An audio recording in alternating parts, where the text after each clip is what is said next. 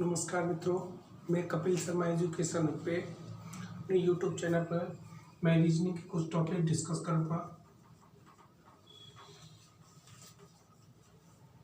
Reasoning का topic होगा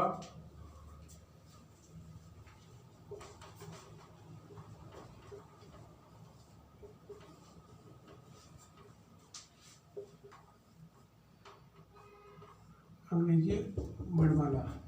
हम अंग्रेजी वर्णमाला में देखेंगे कि जो अंग्रेजी वर्णमाला में 26 अक्षर होते हैं, 26 अक्षर होते हैं, उनको इस तरीके से ट्रिक से याद रखेंगे जिसे हम याद कर सकें। जैसे हमने बोला क्यू कौन से नंबर पे आता है 17वें नंबर पे, पी कौन से नंबर पे आता है 16 नंबर पे, वाई कौन से नंबर पे आता है 25 नंबर पे। आपको ये जैसे किसी ने बोले हो तुरंत ही आपको बोलना है, तुरंत ही जस्ट ही जवाब देना है। तो हम अंग्रेजी वर्णमाला से आए हुए कई क्वेश्चनों को डिस्कस करेंगे। जैसे क्वेश्चन आते हैं निम्न में से भिन्न है। तो ऑप्शन दे दिया ए, बी, सी और डी ऑप्शन। ये ऑप्शन दे दिया ए, ई, आई, ओ, यू। इस तरीके से ये दे दिए। इनमें से दे दिया तो ए ऑप्शन दे दिया, आई दे दिया, ओ दे दिया और जेड। इनमें से भिन्न कौन सा है तो आपको कौन सा भिन्न बताना है, जेड भिन्न है। रीजन क्या है सब कुछ बताएंगे हम नेक्स्ट, जब हम अंग्रेजी वर्णमाला के 26 अक्षरों को हम आपसे डिस्कस कर लेंगे। किस तरीके से याद किया जाता है, कौन सा दायां पक्ष होता है, कौन सा बायां पक्ष होता है, किस तरीके से क्वेश्चन पुटअप होते हैं, उनको याद करने के बाद हम आपको इस तरीके की गतिविधियां बताएंगे कि किस प्रकार से क्वेश्चन पुटअप होते हैं। पहला, अंग्रेजी वर्णमाला में 26 अक्षर होते हैं। 26 पहला ए से लेके जेड तक, बाएं से लेके, ये हमारा बायां होता है और ये हमारा दायां होता है। बाएं से हमेशा दाएं पक्ष की तरफ चलते हैं। और अगर आपको बोले कि बाएं पक्ष से पहला वर्ड कौन सा होगा तो ए होगा, और दाएं पक्ष से बोले तो दाएं पक्ष से पहला वर्ड कौन सा होगा। अंग्रेजी क्वेश्चन आएगा, जैसे क्वेश्चन कैसे आएगा, अंग्रेजी वर्णमाला का प्रथम शब्द, अंग्रेजी वर्णमाला का प्रथम शब्द दाएं अक्षर से कौन सा होगा तो आपको जेड बताना है। क्या बताना है, जेड। दाएं से पूछा है, और अगर बाएं से पूछा है तो आप बाएं से बताओगे तो ए। तो देखो किस तरीके से याद रखेंगे। एक नंबर होता है, ये 26 होता है। अगर आपसे पूछे कि अंग्रेजी वर्णमाला के दाएं से 26 नंबर का वर्ड कौन सा होगा तो आपको ए बताना है दाएं से, क्योंकि फर्स्ट वर्ड ये होगा। कौन सा होगा, ये वर्ड होगा। अब देखो याद करने की क्या ट्रिक होगी, क्योंकि आजकल क्या होता है, एसएससी हो, रेलवे हो, पटवार हो, और एसएससी में क्या होता है कि 200 क्वेश्चन आते हैं, 120 मिनट में करने होते हैं। और किस तरीके से, अब ये आप लिखोगे नहीं कि बार बार पन्ना पलट के नहीं देखोगे, किस तरीके से कि आपको बोला, जैसे मैंने बोला पी तो पी 16 नंबर, आई 9 नंबर, तो इनको किस तरीके से याद रखते हैं ये आप देखोगे। देखो इधर ए आपका, ये आपको याद रखना है। ए एक नंबर पे आता है, बी देखो इधर बी सेकंड नंबर पे आता है। किस तरीके से रखेंगे, बी यूं होता है और इसको यूं कर दो तो दो जीरो बनती है। कितनी जीरो बन रही है, दो जीरो बन रही है। तो ये कौन सा नंबर हो गया, कौन सा नंबर हो गया, दो जीरो बन रही है तो कौन से नंबर पे हो गया, 2 नंबर पे। सी इस तरीके से लिखा जाता है, सी 1 2 3, तो ये कौन से नंबर पे हो गया, 3, 1 2 3 हो गया। अब आपका डी हो गया, तो डी को इस तरीके से लिखते हैं, डी को 1 2 3 4, इस तरीके से 4 का उपयोग करते हैं। उसके बाद हम एक ट्रिक होती है, ई जे ओ टी और वाई, ई जो टी वाई, प्रत्येक में 5 का अंतर होता है, प्रत्येक में 5 का अंतर होता है। ये 5 पे आएगा, ये 10 पे आएगा, और ये 15 पे आएगा, ये 20 पे आएगा और ये 25 पे आएगा। इस तरीके से आपके 5 वर्ड यहाँ क्लियर हो गए और आपके कुछ वर्ड यहाँ क्लियर हो गए। अब ईजोटी से ये क्या हो गया, ये 5वें नंबर पे हो गया ईजोटी से, ईजोटी भाई, ईजोटी से क्लियर हो गया। उसके बाद क्लियर होने के बाद क्या होता है कि आपको अब देखो फिर क्या होता है, एफ को बोलते हैं एफ को किस तरीके से याद रखना होगा, बोल देते हैं जैसे एज ए नॉर्मली लैंग्वेज में फिक्स 6, तो ये हो गया 6, तो ये हो गया, इसकी ट्रिक हो गई फिक्स 6, इसका फिक्स है फिक्स 6। फिर आपका G7 होगा, G7 शार्क देशों का सात शार्क के जो 7 देश हैं उनका क्या होता है, एक समूह होता है जिसमें पर्यावरण को लेके कई मुद्दों को लेके आपस में 7 देश अपने आप में डिस्कस करते हैं।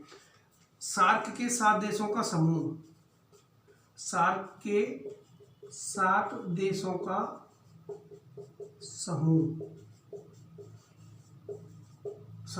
अब एच हो गया, एच देखो एच की आकृति इस तरीके से होती है, एच की आकृति क्या होती है, इस तरीके से होती है, किस तरीके से, इस तरीके से।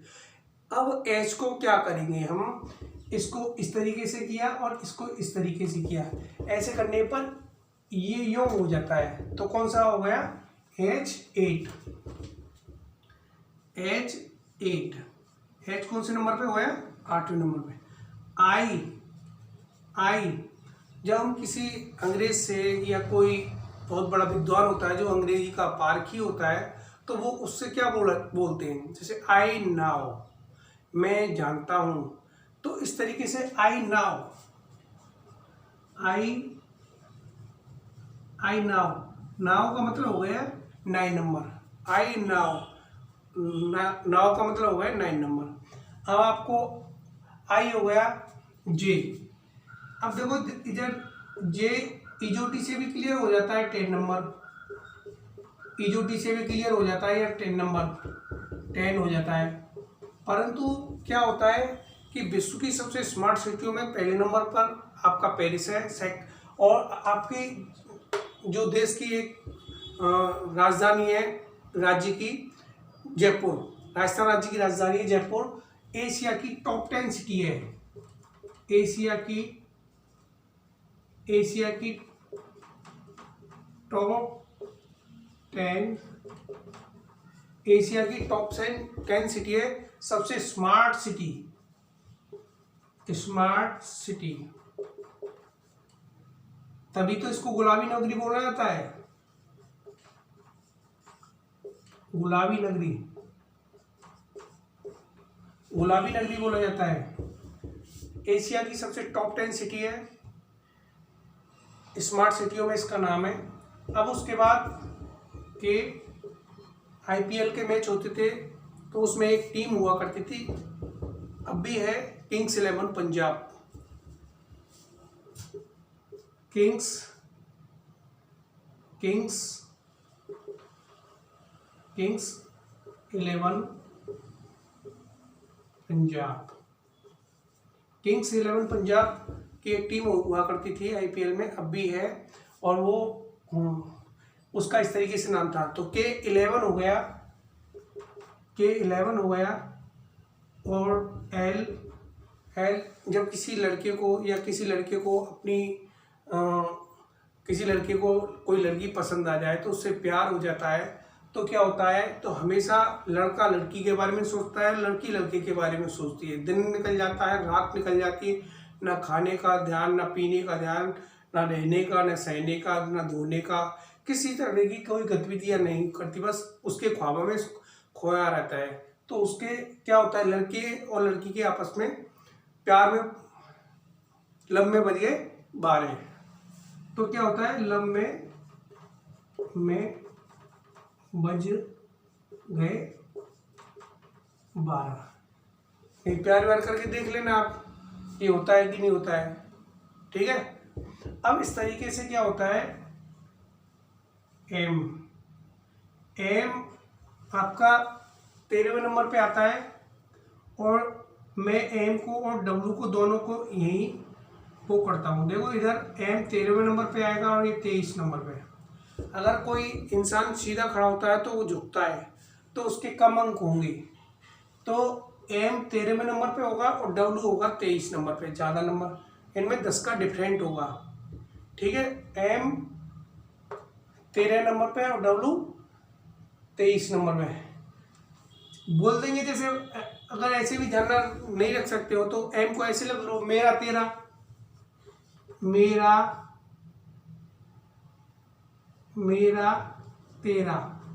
13 मतलब होगा 13 नंबर, 13 मतलब 13 नंबर। अब आपका डब्लू अगर उल्टा है तो 23 होगा।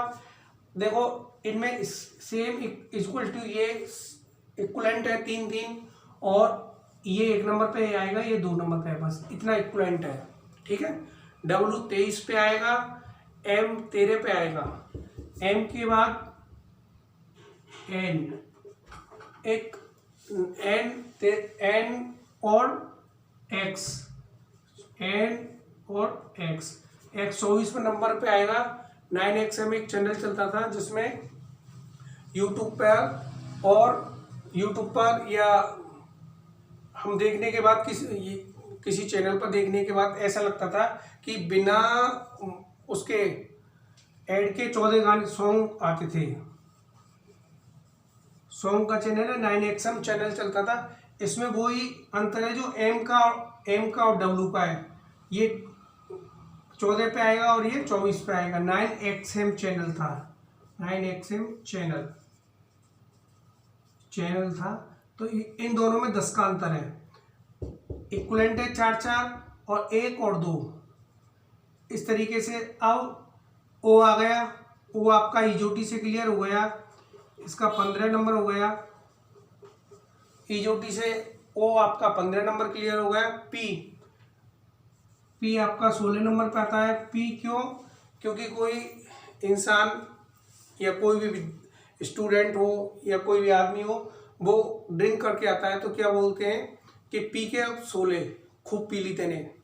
तो पी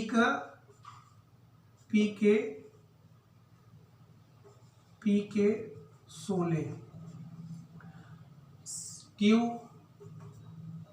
क्यू कार्बूजियर ने एक शहर बसाया था जो वस्तुकार था, चंडीगढ़। चंडीगढ़ में क्या होता है कि सेक्टर नंबर 17 है। सेक्टर नंबर 17 में जैसे कोटा में चंबल गार्डन के ऊपर राम झूले पड़े हुए, इस तरीके से सेक्टर नंबर 17 में जो पार्क है, सेक्टर नंबर 17 में पार्क है, उसमें क्या है, झूलने वाले झूले हैं। वो क्यों सेक्टर नंबर 17 क्यों फेमस है? राम झूलों के लिए प्रसिद्ध है, क्योंकि अभी राम मंदिर की बातें चल रही है। तो सेक्टर नंबर क्यों प्रसिद्ध है? चंडीगढ़ का सेक्टर नंबर 17, चंडीगढ़ का सेक्टर नंबर 17 क्यों प्रसिद्ध है, क्यों फेमस है? राम झूलों के लिए, राम झूलों के लिए फेमस है। सेक्टर नंबर 17 क्यों का मतलब क्यों 17वें नंबर पे आएगा आपका, क्यों 17वें नंबर पे आएगा। उसके बाद हम आपको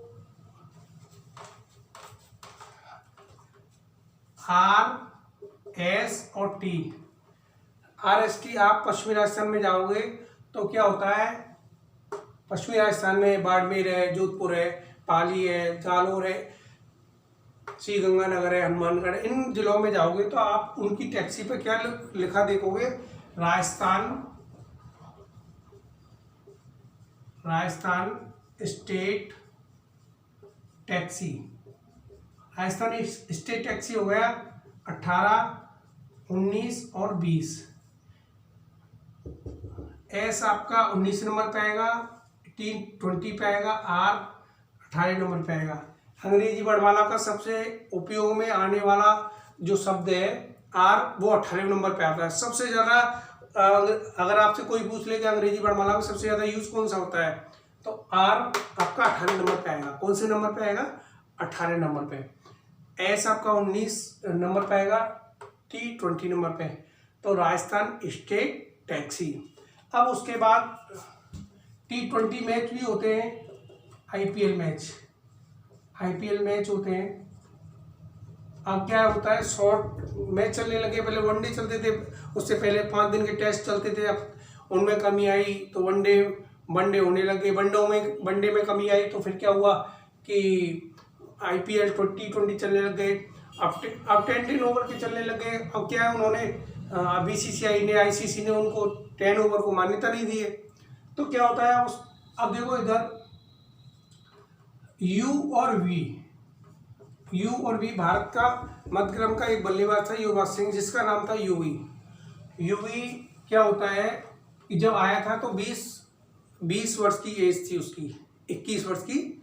20 और 21 में क्या होता है, जैसे मैथ में क्या किस तरीके से रखा जाता है इनको, जैसे कोई वर्ड है 5 पॉइंट अगर 6 लिख दिए हमने तो वो अगले उसमें काउंट हो जाएगा। जैसे हम उसको सिमिलर वर्ड में जैसे कंटिन्यूअस लिखते हैं तो 6 में लिख देंगे, क्योंकि 5 से अप है, 5 भी होता तो भी उसको 6 में लिखते।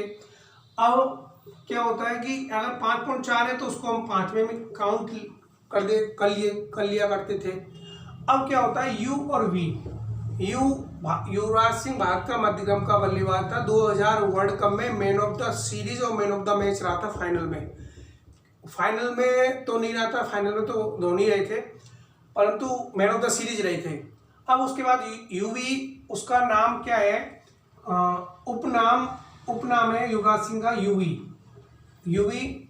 तो जब वो आया था तो एज कितनी थी, 21 और 22। जैसे हम कक्षा सत्र था 21 और 22, जैसे 6 में पढ़ते हैं तो पढ़ने पर क्या होता है कि हम 6 में पढ़ने के लिए जैसे सत्र बोलते हैं 2006 और 7, 14, 15, 18, 20, 18, 19, 20, 21, इस तरीके से सत्र को बोला जाता है। तो ऐसे ही जब यूवी आया था तो 21 और 22, यू और वी। अब आपका डब्ल्यू यहाँ क्लियर हो